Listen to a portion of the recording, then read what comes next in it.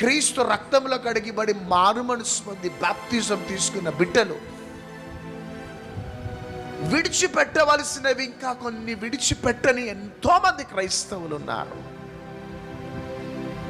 ఎందుకు నీ జీవితంలో ప్రతిఫలం లేదు?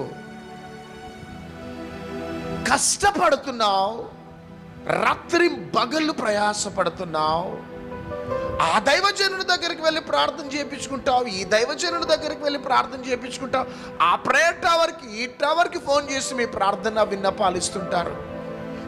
కొన్ని సమయాలలో మరలా పాత ఆచారాలు పాటించడానికి ఏం చేద్దామండి?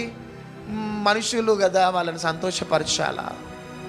మనుషులను సంతోషపరచటవి, లోకాన్ని సంతోషపరచటం అయితే ఎందుకు యేసయ్యను నమ్ముకున్నావు నువ్వు? మరి కొన్ని మనం ఇక చూసి చూడనట్టు ఉండాలంటారు. అది ఎంత డేంజర్ అంటే వెరీ డేంజర్.